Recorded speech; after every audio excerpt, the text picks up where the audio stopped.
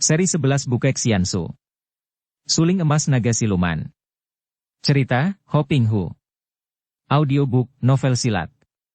Bab 28. Dia membersihkan tempat itu yang penuh batu-batu dan semak berduri, menumpuk rumput kering lalu dia pun merebahkan diri di bawah jembatan sambil melamun.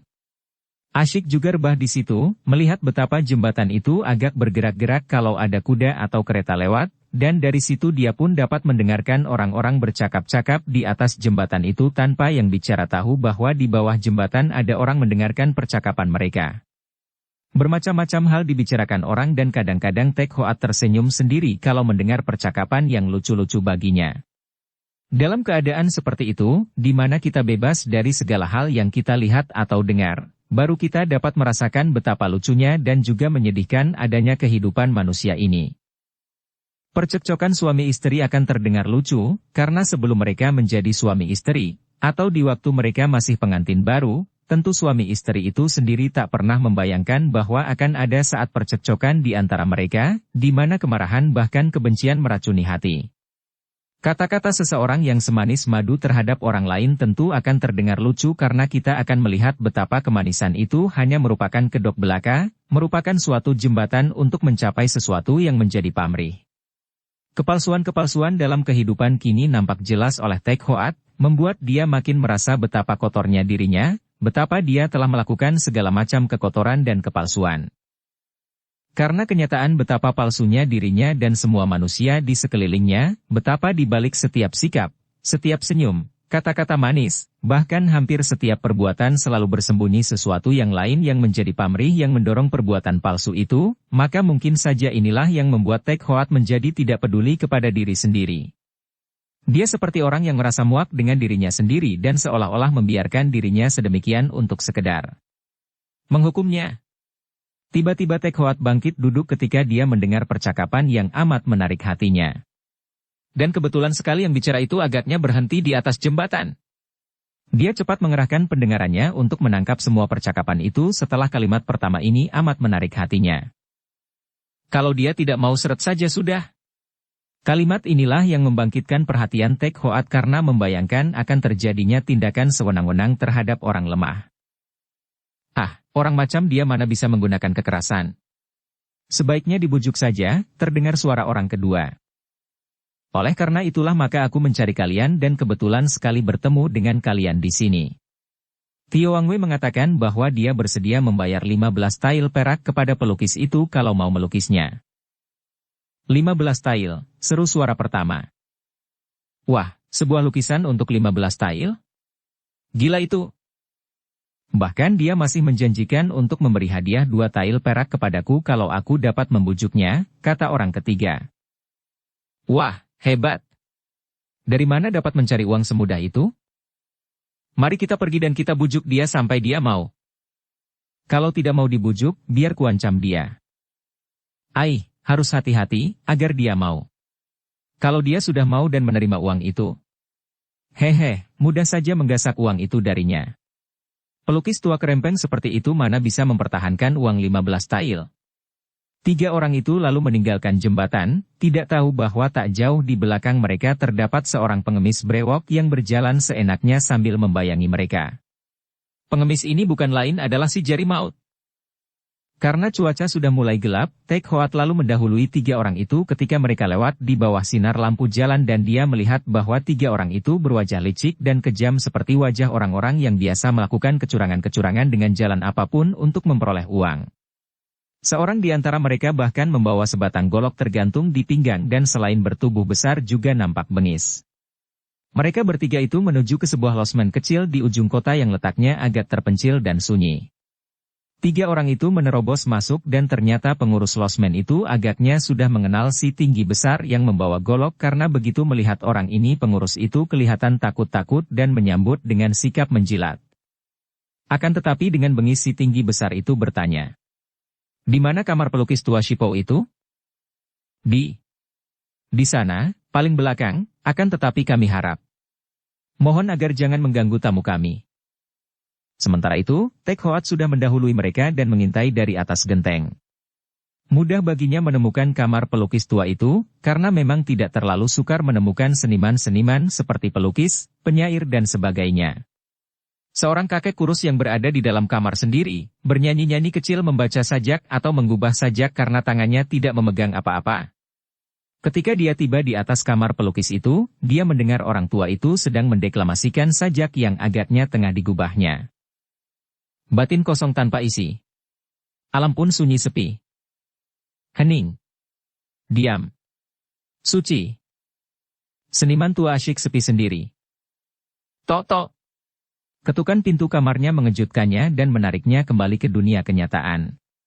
Dia bersikap tenang dan tanpa turun dari atas pembaringan di mana dia duduk bersila, dia menoleh ke pintu dan suaranya halus dan lirih, seolah-olah dia belum sepenuhnya kembali atau keluar dari dalam hayalnya. Siapa di luar? Po Ulo Siu Chai. Harap buka pintu, saya ada keperluan penting untuk dibicarakan dengan Lo Siu Chai.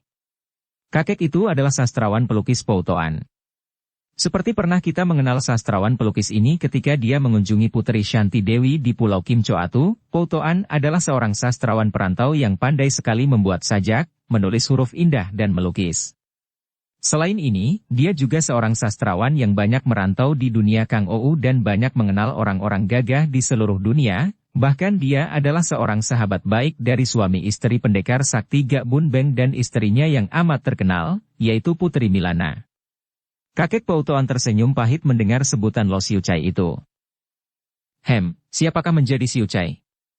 Aku tidak pernah merebutkan titel, aku hanyalah rakyat kecil biasa, jangan sebut aku dengan Lo Siu Chai segala. Siapakah engkau yang berada di luar dan mengganggu orang yang sedang asyik sendiri? Saya pelayan, ada perlu penting sekali, kata suara di luar mendesak. Aku ini seniman miskin, tidak takut maling dan rampok maka pintu kamarku tak perlu dikunci. Kalau ingin masuk dan bicara, dorong saja pintunya terbuka, kata Po Toan. Daun pintu didorong dari luar dan diam-diam Tek Hoat sudah siap dengan pecahan genteng di tangan, siap melindungi kakek itu kalau-kalau tiga orang itu hendak menggunakan kekerasan. Dia tahu bahwa dengan pecahan genteng itu saja dia akan mampu melindungi kakek di dalam kamar yang aneh itu.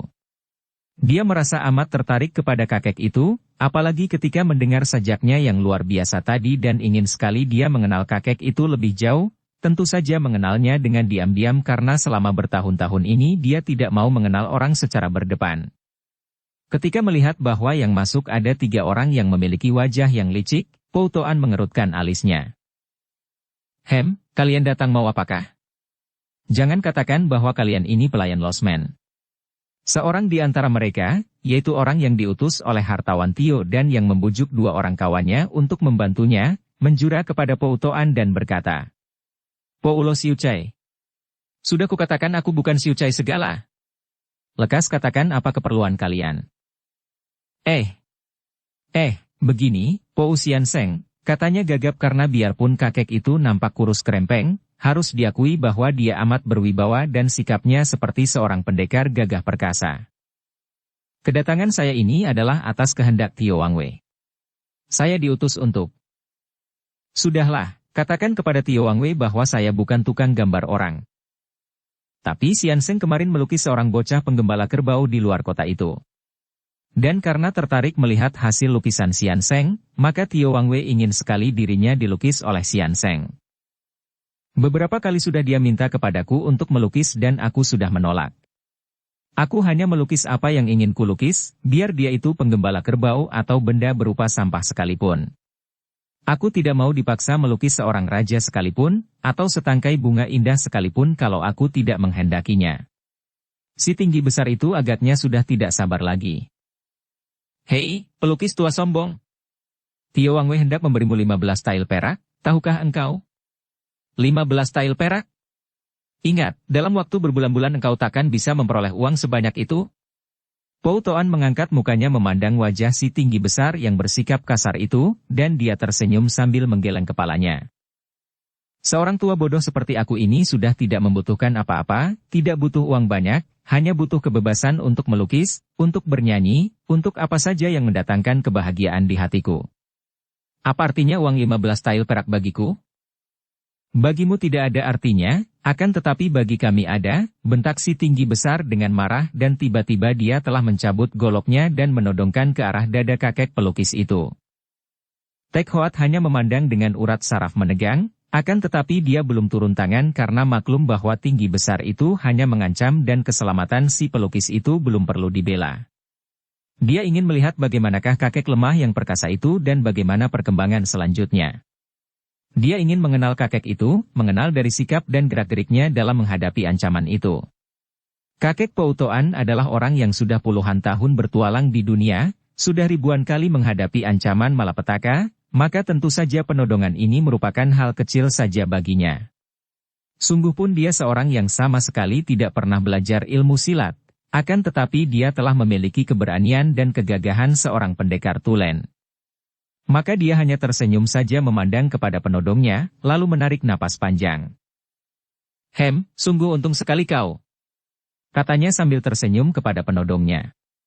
Tentu saja si tinggi besar itu menjadi melongo keheranan. Selama dia menjadi tukang pukul yang suka mempergunakan kekerasan dan ancaman untuk memaksakan kehendaknya, baru sekarang ini dia bertemu dengan seorang kakek lemah yang ditodong tidak memperlihatkan sedikit pun rasa kaget dan tak takut, sebaliknya malah tersenyum dan mengatakan dia untung. "Ah, sudah gilakah engkau? Apa maksudmu?" bentaknya. Untung bahwa dua orang muridku sedang pergi. Kalau dia berada di sini, aku terpaksa akan menaruh kasihan kepadamu." Memang aneh sekali ucapan itu, akan tetapi nampaknya kakek itu tidak menggertak. "Sudahlah, katakan, kau mau melukis Tio Wangwei atau tidak? Kalau mau, mari ikut dengan kami ke gedung hartawan Tio. Kalau tidak, golokku akan minum darahmu di sini juga." Si tinggi besar mengancam. Poutoan menggerakkan pundaknya. Dia tahu bahwa seorang penjahat cilik kasar macam ini memang berbahaya, mungkin saja membunuh hanya untuk soal dan uang kecil saja. Maka dia menarik napas panjang dan bangkit berdiri. "Iya, karena diancam golok, mau apa lagi? Baik, aku akan melukisnya, akan tetapi jangan salahkan aku kalau hasil lukisannya jelek." "Siapa peduli baik atau jelek? Yang penting kau lukis dan menerima upah 15 tael perak," kata utusan hartawan Tio itu dengan girang melihat hasil ancaman temannya itu berhasil. "Mari kita berangkat." Tiga orang itu berhasil menggiring Poutoan keluar dari losmen itu dan pengurus losmen menarik napas lega melihat bahwa kedatangan tiga orang itu ternyata tidak menimbulkan keributan seperti yang dikhawatirkannya. Poutoan dengan sikap tenang-tenang saja mengikuti mereka dan sedikit pun tidak kelihatan takut, seolah-olah dia bukan pergi sebagai seorang yang dipaksa dan diancam, melainkan sedang pergi jalan-jalan bersama tiga orang sahabatnya, bahkan di sepanjang perjalanan dia bersenandung. Tak jauh di belakang mereka, seorang pengemis berjalan mengikuti dan pengemis ini tentu saja adalah si jari maut yang semakin tertarik dan semakin kagum terhadap diri pelukis tua itu. Tio Wangwei menerima kedatangan Poutoan dengan girang sekali. Cepat dia sendiri menyambut Poutoan dan mempersilakan pelukis itu bersama tiga orang pengantarnya, masuk ke dalam ruangan tamu di samping rumah dan segera hartawan itu berdandan dan mempersiapkan dirinya untuk dilukis. Sedangkan pelayan-pelayannya menyediakan alat lukis seperti yang diminta oleh Poutoan karena pelukis ini hanya membawa senjatanya saja, yaitu sebuah maupit, pena bulu, alat melukis. Semua ini dilihat oleh Tek Hoat yang kembali sudah mengintai di atas wuungan rumah gedung itu. Untuk peristiwa luar biasa yang menggembirakan hatinya ini, Tio Wangwei membolehkan istri dan para selirnya menonton dia dilukis dan hal ini malah mendatangkan kegembiraan, karena dia pun ingin agar gambarnya memperlihatkan wajah gembira dan bahagia. Di antara para selirnya ada yang mengipasinya, ada yang menyuguhkan hidangan dan minuman dan hartawan ini duduk di atas kursi empuk, tersenyum-senyum memandang kepada Poutoan yang asyik melukisnya. Dan pelukis itu pun nampak melukis dengan sungguh-sungguh, mencoret-coret ke atas kain yang dibentangkan di depannya sedangkan tiga orang pengantarnya tadi duduk di sudut, menghadapi hidangan dan minuman, memandang dengan wajah berseri karena mereka membayangkan upah yang besar dan juga mereka bermaksud untuk merampas uang yang akan dihadiahkan kepada pelukis itu. Diam-diam Tek Hoat agak kecewa juga. Biarpun pelukis itu bersikap gagah dan berani, namun ternyata dia pun hanya orang yang tunduk terhadap keadaan yang memaksanya sehingga kini, biarpun tidak memperlihatkan rasa takut, tetap saja pelukis itu memenuhi permintaan si hartawan, bukan karena uang, melainkan karena paksaan. Kegagahan macam apa ini, pikirnya dengan kecewa. Akan tetapi dia tetap menanti di atas wungan sambil memperhatikan keadaan. Dari tempat dia bersembunyi, dia tidak dapat melihat dengan jelas bagaimana hasil lukisan dari kakek itu. Kurang lebih setengah jam Pou Toan membuat coret-coret, kadang-kadang memandang ke arah tuan rumah, kadang-kadang kepada lukisannya dan akhirnya dia mengangkat lukisannya itu ke atas, memandangnya dan berkata dengan wajah berseri. Sudah selesai. Ketika dia mengangkat lukisannya itu, dari atas genteng Tek Hoat dapat melihat lukisan tadi dan hampir saja dia tertawa bergelak. Dia melihat lukisan yang aneh dan lucu, lukisan seorang yang pakaiannya sama benar dengan pakaian hartawan itu, akan tetapi wajahnya yang biarpun semodel dengan wajah Tio Wang Wei, namun mempunyai ciri-ciri seperti wajah seekor babi. Dukung channel Novel Silat dengan subscribe, follow, like, komen dan share. Dan orang bermuka babi itu sedang makan dengan lahapnya, air liurnya membasahi ujung bibir, tangan kiri memegang paha ayam, tangan kanan meraba dada montok seorang wanita setengah telanjang dan ada wanita-wanita cantik lain mengerumuninya. Persis seperti gambar Tipat Kai, yaitu tokoh siluman babi menjelma manusia dalam cerita Siu, yang sedang dirayu oleh sekumpulan siluman wanita. Muka yang seperti babi itu membayangkan nafsu-nafsu angkara murka, penuh dengan gairah berahi dan kegembulan, muka seorang pelahap dan juga seorang yang gila perempuan. Mendengar pelukis itu mengatakan bahwa lukisannya sudah selesai, Tio Wang Wei cepat meloncat bangun berdiri, dengan wajah berseri-seri dia lalu lari menghampiri pelukis itu. Sudah selesai. Cepat amat. Wah, perlihatkan padaku. Dan dia pun menyambar lukisan itu dari tangan Pou Toan, dengan wajah yang gembira dia memandang dan seketika matanya terbelalak, mukanya berubah merah sekali. Kau. Sungguh kurang ajar sekali, teriaknya dan dia merobek lukisan itu menjadi dua dan melemparkannya ke atas lantai. Pou Toan bangkit, menjura dan berkata, sudah kukatakan bahwa aku tidak mempunyai keinginan melukismu, Wang Wei, oleh karena dipaksa, maka aku hanya melukiskan nafsu-nafsu yang bergelimangan memenuhi tempat ini.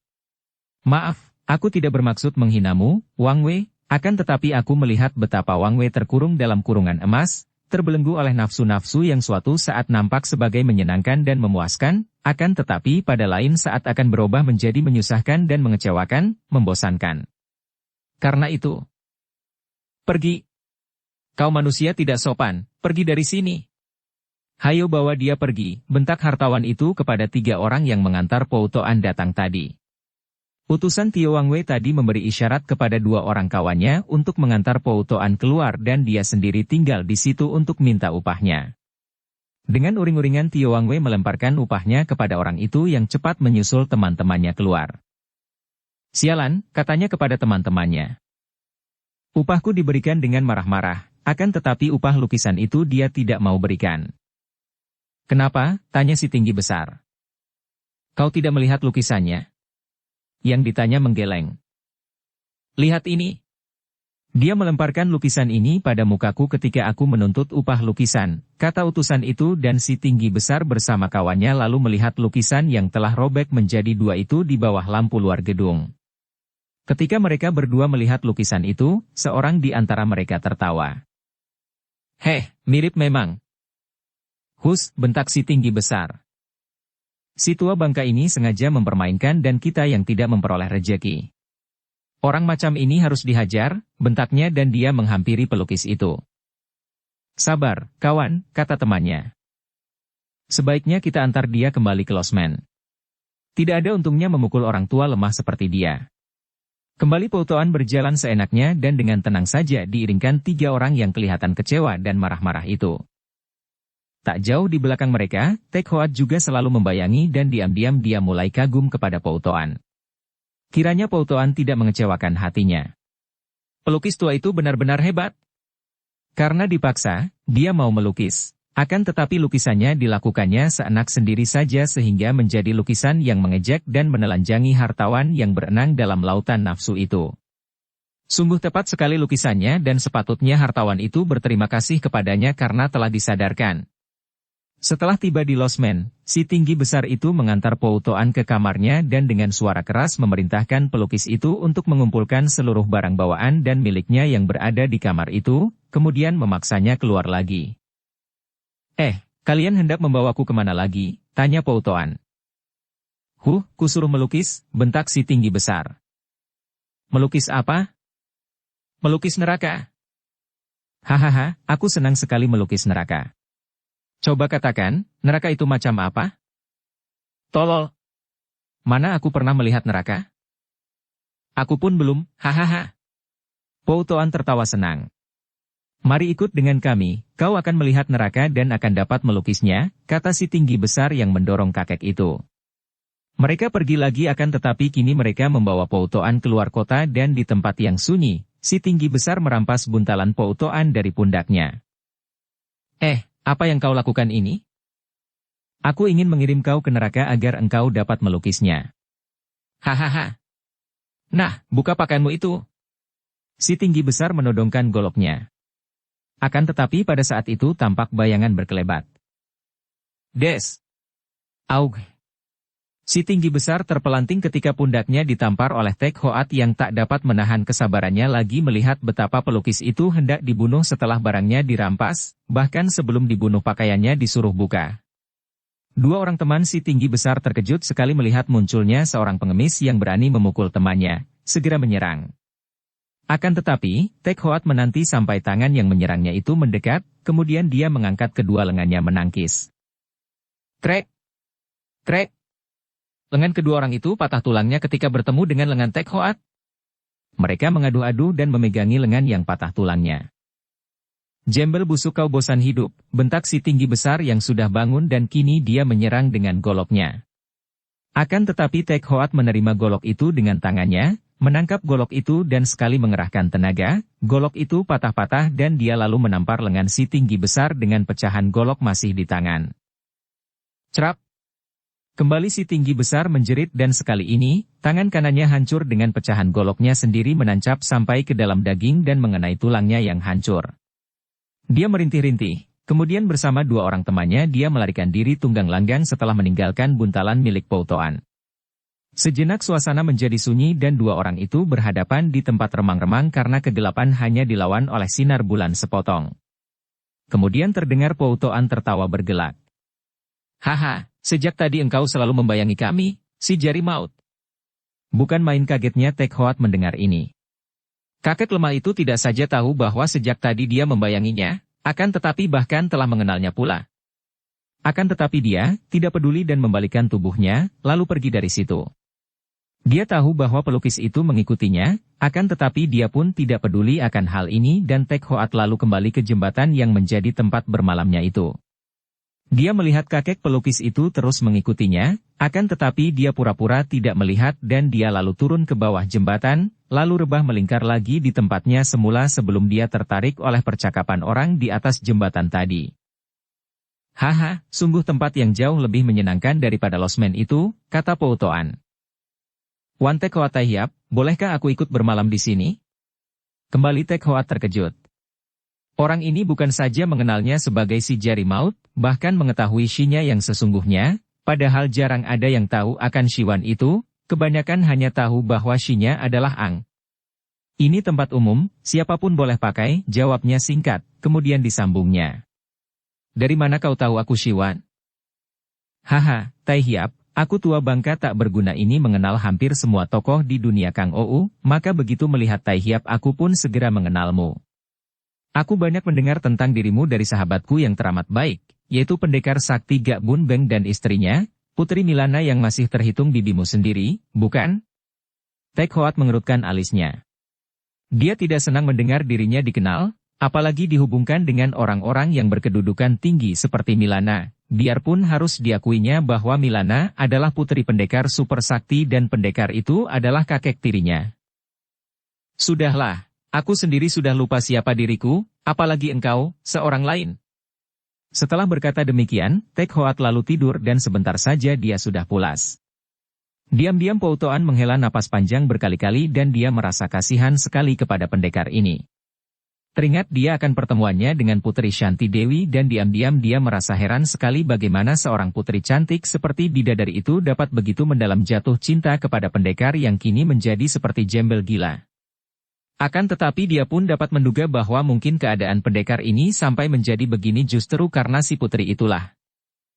Dia tidak tahu dan tidak pernah mendengar akan rahasia yang terjadi di balik hubungan antara pendekar ini dengan Putri Shanti Dewi, akan tetapi dia teringat akan pesan sang putri untuk menyerahkan lukisan dirinya kepada pendekar ini kalau dia dapat menjumpainya dan kini secara kebetulan sekali dia bertemu dengan pendekar ini. Lukisan itu masih selalu disimpan di dalam buntalannya dan tadi hampir saja terampas oleh orang jahat kalau tidak muncul si jari maut yang menyelamatkannya. Bahkan nyaris dia terbunuh oleh penjahat itu. Akan tetapi, dia bukan orang bodoh. Tadi dia sudah dapat melihat bahwa ada seorang jembel terus mengikutinya dan dia dapat menduga bahwa si jembel ini tentulah si jari maut, oleh karena itu dia bersikap tenang saja dan menurut saja dibawa keluar kota oleh 3 orang itu. Andai kata dia tidak yakin bahwa jembel itu tentu pendekar sakti itu, tentu dia tidak mau dibawa keluar kota seperti seekor domba dituntun ke pejagalan begitu saja.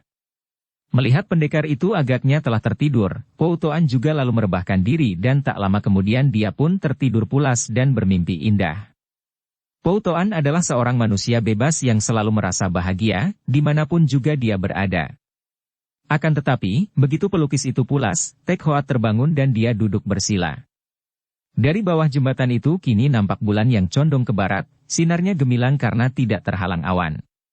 Agak jauh dari bulan sepotong itu nampak berkelap-kelipnya bintang dan jauh di timur nampak sebuah bintang terpencil sendirian, sunyi. Teringat Tek Hoat akan bunyi sajak pelukis yang kini tertidur itu. Dia masih hafal bunyinya karena amat tertarik.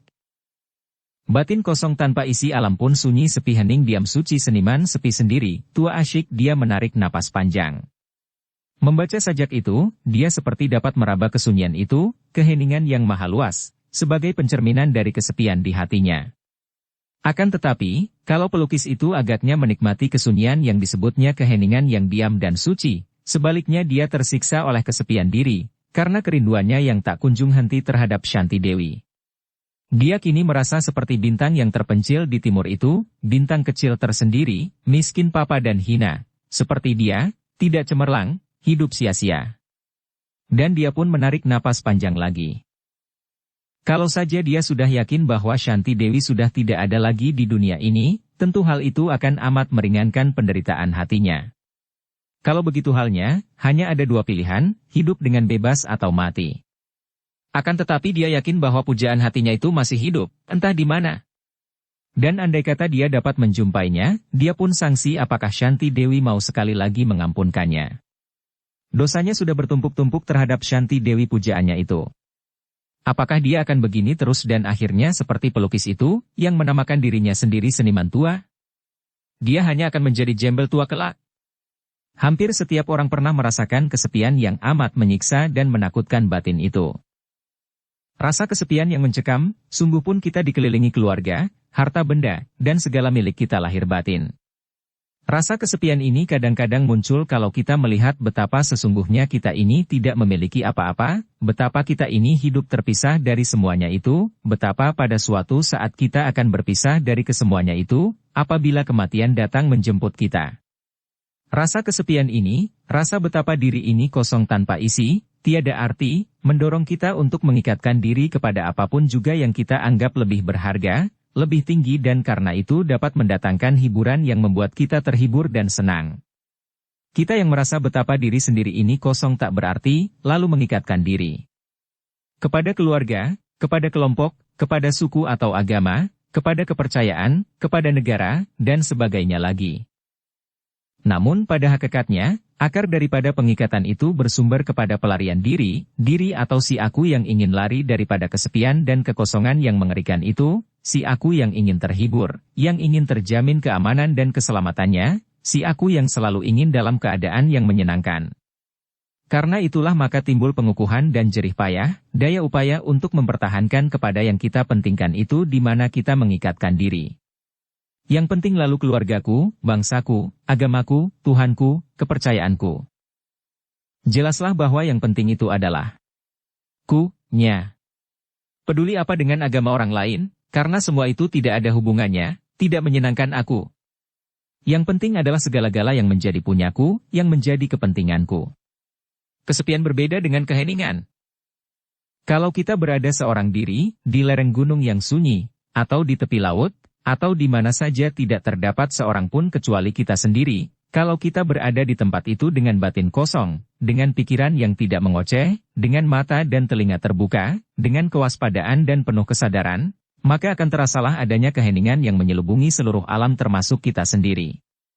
Keheningan yang menembus sampai ke lubuk hati dan seluruh lahir batin kita, yang tiada bedanya dengan keheningan yang berada di luar diri, keheningan yang mencakup seluruhnya di mana diri kita termasuk, keheningan yang tidak memisah-misahkan antara kita dengan pohon, dengan burung yang terbang, dengan embun di ujung daun atau rumput, dengan awan berarak di angkasa.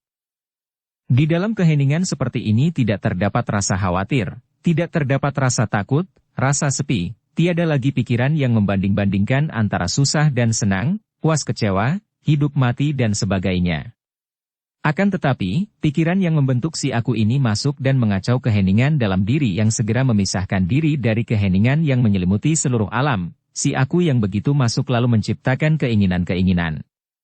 Ingin terus memiliki dan menikmati keheningan itu tadi. Ingin terbebas dari semua kesengsaraan.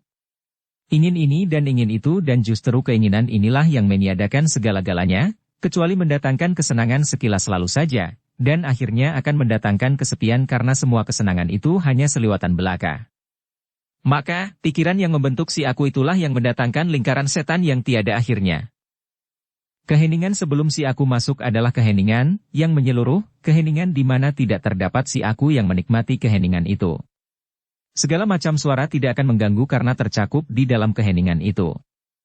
Hanya pikiran dengan si akunya sajalah yang mendorong kita keluar dari keheningan, membuat kita memisahkan diri, mengasingkan diri dalam kurungan nafsu kesenangan lahir batin. Ada orang yang mengira bahwa keheningan menyeluruh itu dapat dicapai dengan daya upaya dan pengejaran. Ada yang mengejarnya melalui meditasi, melalui pertapaan, melalui pengasingan diri di tempat-tempat sunyi, di dalam guha-guha atau di puncak-puncak gunung. Padahal, bukan tempatnya yang penting, bukan caranya yang penting, melainkan kewaspadaan dan kesadaran akan dirinya sendiri. Karena kebebasan itu baru ada apabila kita bebas, bebas dari segala ikatan apapun. Bebas berarti hening. Tak dapat didaya upayakan, dicari dengan sengaja. Dalam keadaan terikat, takkan mungkin bebas. Kalau tidak terikat oleh apapun, maka tanpa dicari kebebasan pun ada. Selama masih terikat oleh sesuatu, berarti masih dikuasai oleh nafsu keinginan, dan dalam keadaan begini, mencari kebebasan tiada artinya karena yang mencari itu adalah nafsu ingin senang, maka dicari-cari dan dikejar-kejar. Mungkin saja bisa didapatkan apa yang dikejar-kejar, akan tetapi yang didapatkan itu bukanlah yang sejati. Yang sejati tak dapat dikejar, melainkan akan memasuki batin yang bebas dan terbuka, karena hanya batin yang terbebas sajalah yang terbuka dan bersih, yang dapat ditembus sinar cinta kasih.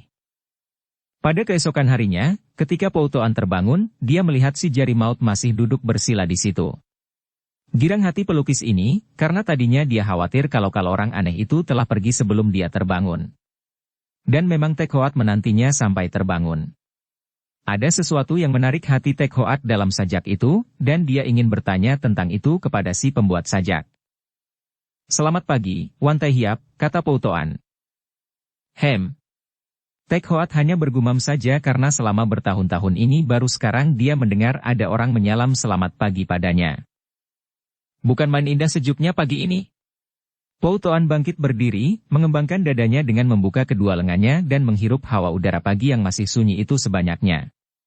Mendengar suara yang terdengar amat gembira ini, Tek Hoat menoleh dan memandang penuh perhatian. Orang itu memang kelihatan gembira sekali. Dia merasa heran karena dia tidak melihat sesuatu yang patut untuk membuat orang itu gembira. Sungguh seorang manusia yang amat aneh. "Siapakah namamu, Paman?" Akhirnya dia bertanya. Dia tidak tahu betapa girangnya hati Po Toan mendengar pertanyaannya ini. Kiranya dia sudah mampu menggetarkan hati yang beku dari pendekar itu. "Wan Tai Hiap, namaku adalah Po Toan." Tek Hoat mengerutkan alisnya dan mengingat-ingat. Dia sudah hampir lupa akan nama-nama orang akan tetapi dia masih samar-samar ingat bahwa nama ini banyak disebut orang dengan nada kagum. Melihat pendekar ini termenung mendengar namanya, Po Toan lalu berkata, "Agaknya ada sesuatu yang ingin kau tanyakan kepadaku? Silakan." Menerima dorongan dari pelukis itu, Tek Hoat lalu berkata, Aku ingin sekali tahu tentang arti sajakmu semalam, ketika kau membaca sajak di dalam kamar losmen. Kemudian, dengan suara lirih Tek Hoat mengulang bunyi sajak 4 baris itu. Po Toan terbelalak heran. Dia sendiri sudah lupa akan bunyi sajak yang digubahnya secara iseng-iseng dalam kamar itu. Dan kini sajak itu telah dihafal oleh pendekar ini. Dan tahulah dia mengapa demikian. Sajak itu agaknya mengena benar di hati pendekar ini yang tentu saja sedang dilanda kesepian yang amat hebat sehingga membuatnya seperti orang gila itu, kesepian yang tercipta karena kerinduan. Ah, jadi engkau masih ingat akan bunyi sajak itu, Tai Hiap? Dan engkau telah berada di atas genteng ketika 3 orang kasar itu datang kepadaku? Sungguh hebat. Sajak itu sudah begitu jelas, tentang keheningan dan kesepian. Bagian manakah yang kau tidak mengerti? Keadaan yang sunyi sepi amat menggelisahkan dan menyiksa hatiku selama bertahun-tahun ini. Akan tetapi mengapa engkau yang agaknya merasakan pula kesunyian itu malah nampak gembira dan menghadapi segala sesuatu selalu tenang dan tentram seolah-olah tiada sesuatu di dunia ini yang dapat menyusahkan hatimu? Ah! Po Toan memandang dengan penuh iba. Mengapa aku harus susah? Aku tidak membutuhkan apa-apa, tidak ada apa-apa yang mengikat diriku lahir batin, mengapa aku harus susah? Tidak, aku tidak pernah susah dan selalu gembira karena memang hati yang kosong dari segala keinginan berarti telah memiliki segala-galanya dan karenanya yang ada hanyalah kegembiraan saja. Akan tetapi engkau, Tai Hiap, kulihat engkau amat sengsara hatimu. Agaknya engkau merindukan sesuatu, menginginkan sesuatu, kecewa akan sesuatu yang membuat engkau merasa iba diri, kesepian dan sengsara. Mengapa engkau menyiksa diri seperti ini? Engkau masih muda, gagah perkasa, apapun yang kau inginkan tentu dapat terlaksana. Andai kata engkau mencinta seorang wanita dan amat merindukannya, ingin memperisterinya, mengapa tidak kau lakukan itu? Mengapa menyiksa diri sendiri, menyepi dan menjauhkan diri? Semua ucapan itu mengenai benar hati Tek Hoat. Selama ini dia tidak pernah menceritakan semua penderitaannya kepada siapapun juga. Akan tetapi pribadi pelukis ini amat menarik hatinya dan menimbulkan kagum, maka kini mendengar ucapan yang amat mengena itu dia pun menarik napas panjang dan untuk pertama kalinya selama bertahun-tahun, dia memandang dengan sinar mata orang waras. Apa yang dapat kuharapkan? Aku manusia tidak berharga ini mana mungkin dapat mengharapkan balasan cinta seorang wanita yang amat mulia. Mana mungkin dia mau mengampuni semua dosaku yang bertumpuk-tumpuk? Pertanyaan ini seperti diajukannya kepada diri sendiri, tanpa memandang kepada pelukis itu maka Po Toan yang tahu diri itu pun tidak langsung menjawab, melainkan diam saja sehingga keadaan menjadi sunyi di tempat itu. Akan tetapi, kadang-kadang ada gerobak atau orang lewat di atas jembatan, memecahkan kesunyian. Andai kata dia masih hidup, belum tentu dia mau mengampuniku, dan andai kata mau mengampuniku, belum tentu dia masih mencintaiku. Andai kata dia sudah mati, lalu apa artinya hidup ini bagiku? Ah, hidupku sudah hampa. Ai, Tai Hiap. Ada kalanya awan mendung menutup langit sehingga sinar matahari tidak nampak sama sekali. Akan tetapi itu pun akan lenyap dan akan berubah, matahari akan bersinar kembali. Memang kesenangan tidak kekal di dunia ini, akan tetapi kesusahan pun tidak kekal adanya. Siapa yang masih berada dalam cengkeraman suka duka, tidak perlu berkecil hati selagi gelap dan tidak perlu berbesar kepala selagi terang. Terang dan gelap datang silih berganti dalam hidup. Hanya orang yang telah mengatasi suka duka sajalah yang bebas.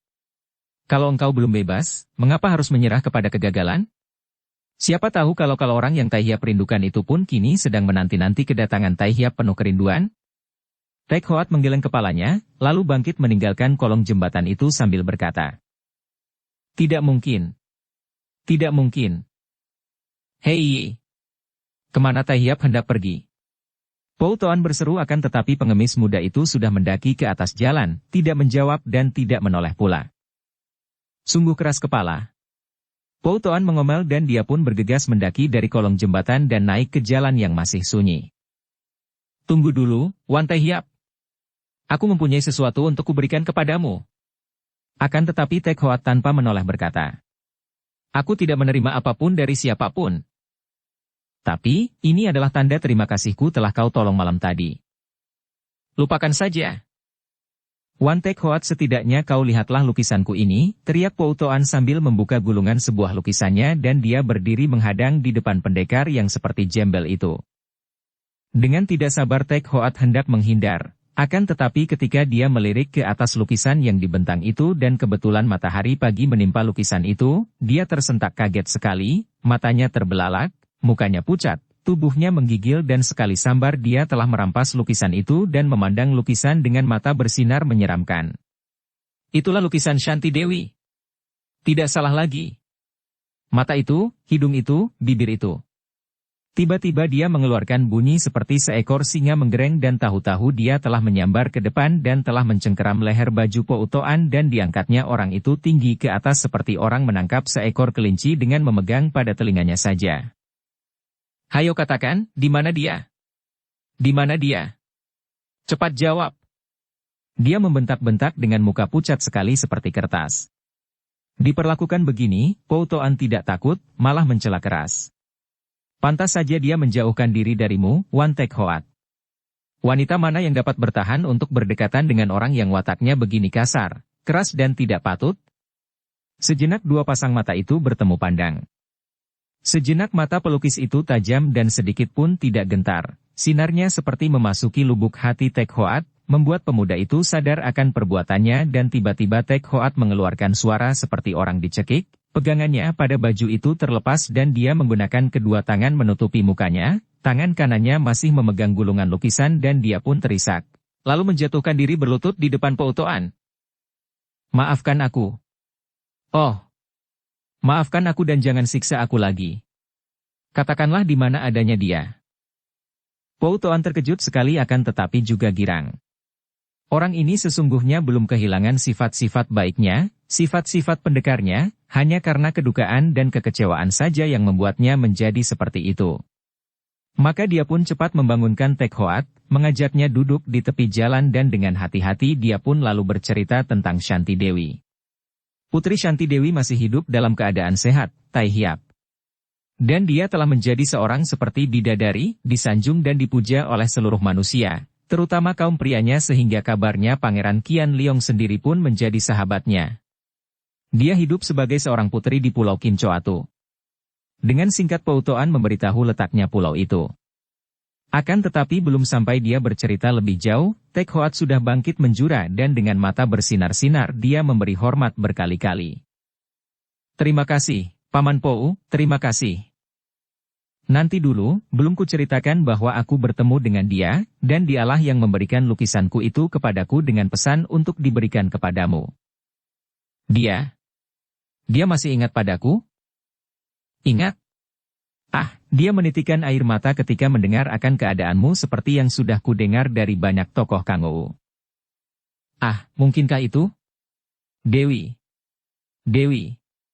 Dan Tek Hoat lalu menangis dan dia meloncat pergi dari situ untuk segera mencari kekasihnya. Hei, tunggu dulu, Tai Hiap, tunggu dulu. Po Utoan lari mengejar karena dia ingin sekali menasihati pemuda itu sebelum pergi mengunjungi Shanti Dewi dalam keadaan seperti itu.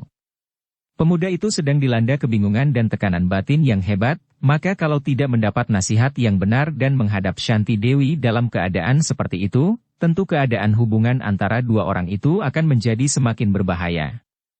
Akan tetapi Tek Hoat tidak mau berhenti dan mana mungkin seorang tua lemah seperti Po Utoan dapat menyusulnya? Pada saat itu, nampak berkelebat dua bayangan orang dan tahu-tahu dua orang pemuda telah berdiri menghadang Tek Hoat dan seorang di antara mereka membentak. Paman Po telah minta kau berhenti. Kedua orang itu dengan gerakan yang cekatan sekali telah menghadang dan mendorongkan kedua tangan mereka ke arah Tek Hoat yang sedang lari. Bukan main kagetnya hati Tek Hoat karena dari dorongan tangan mereka itu menyambar hawa yang amat kuat, yang menahan dia dan hendak memaksa dia untuk berhenti. Dia memandang penuh perhatian dan melihat bahwa mereka adalah dua orang pemuda berusia kurang lebih 17 tahun yang tampan sekali, akan tetapi hebatnya, wajah dan pakaian mereka, bahkan gerak-gerik mereka, pandang mata mereka, semuanya sama sehingga mudah menduga bahwa mereka tentulah dua orang saudara kembar. Kalian minggirlah, kata Tek Hoat dan kedua tangannya sudah dipentang untuk mendorong mereka ke kanan kiri. Akan tetapi kembali dua orang muda itu dengan langkah kaki yang ringan dan sigap sekali telah dapat mengelak, bahkan lalu menangkap pergelangan tangannya dari kanan kiri. Paman Po menyuruh kau berhenti, kata seorang di antara mereka, entah yang bicara tadi atau bukan sukar bagi Tek Hoat untuk mengenalnya karena wajah mereka yang sama benar. Cara mereka mengelak kemudian menangkap pergelangan kedua tangannya membuktikan bahwa mereka memang benar-benar memiliki ilmu silat yang lihai sekali, maka timbul keinginan dalam hati Tek Hoat untuk mencoba mereka. Dia tahu bahwa dua orang pemuda kembar yang lihai ini tentu masih keluarga pelukis aneh itu, maka tentu saja dia pun tidak mempunyai niat buruk melainkan hanya ingin menguji mereka. Mempunyai niat buruk melainkan hanya ingin menguji mereka. Kalian hendak menggunakan kekerasan? Baiklah, katanya dan dia pun lalu menggunakan kepandaiannya, sekali bergerak kedua lengannya terlepas dan dia pun lalu mengirim serangan ke arah mereka dengan kedua tangannya secara bertubi-tubi, yaitu menampar dari samping dengan tangan terbuka. Dua orang pemuda kembar itu bukan lain adalah Gak Jit Kong dan adik kembarnya, yaitu Gak Goat Kong. Tentu saja keduanya, biar baru berusia 17 tahun, telah memiliki ilmu kepandaian yang hebat karena sejak kecil mereka digembleng oleh ayah dan ibu mereka, yaitu pendekar sakti Gak Bun Beng dan Putri Milana. Mula-mula mereka terkejut ketika melihat betapa pengemis yang dikejar-kejar oleh Pou Toan itu dapat melepaskan pegangan dengan mudah, dan lebih kaget lagi mereka melihat tamparan-tamparan tangan yang jelas mengandung tenaga sinkang yang amat tangguh itu. Cepat mereka pun bergerak mengelak dan balas menyerang, karena mengira bahwa pengemis ini tentu orang jahat yang entah melakukan apa terhadap Pou Toan. Terjadilah perkelahian 1 lawan 2 yang amat hebat. Makin lama, Tek Hoat menjadi semakin kagum. Tak disangkanya dia akan bertemu dengan dua orang pemuda remaja kembar yang demikian tangguhnya. Ilmu silat mereka amat halus dan tangguh, ilmu silat golongan bersih yang luar biasa sekali dan anehnya, gerakan-gerakan mereka baginya tidak begitu asing, bahkan seolah-olah ada dasar-dasar yang sama antara ilmu silat mereka dengan ilmu silatnya yang pernah dipelajarinya dari Sai Chulomo. Di lain pihak, dua orang saudara kembar itu pun terkejut sekali mendapat kenyataan bahwa pengemis itu benar-benar amat lihai, memiliki ilmu silat tinggi sehingga pengeroyokan mereka tidak membuat pengemis itu terdesak. Sejak tadi Pou Toan hanya menonton saja sambil tersenyum. Dia cukup maklum akan watak dua orang pemuda kembar itu yang tidak akan menjatuhkan tangan kejam kepada siapapun juga, apalagi kepada orang yang tidak mereka ketahui kesalahannya seperti Tek Hoat itu. Dan dia pun maklum bahwa Tek Hoat adalah seorang pendekar, biarpun sedang bingung, yang tidak akan mencelakakan orang tanpa sebab. Biarkanlah mereka saling bertanding dan saling berkenalan melalui ilmu silat, pikirnya. Karena pelukis yang banyak bergaul dengan orang-orang dari dunia persilatan ini maklum akan penyakit, para pendekar yang suka sekali akan pertandingan ilmu silat, menonton atau ditonton.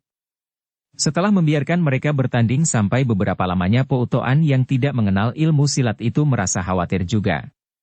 Dan dia pun cepat maju, dan berseru keras. Jangan berkelahi. Kalian masih saudara-saudara sendiri, masih keluarga sendiri. Tentu saja mendengar seruan ini mereka berhenti dan dua orang pemuda kembar itu memandang kepada Tek Hoat dengan terheran-heran. Keluarga sendiri? Mereka sungguh tak dapat menduga siapa adanya jembel yang dikatakan keluarga sendiri oleh pelukis itu.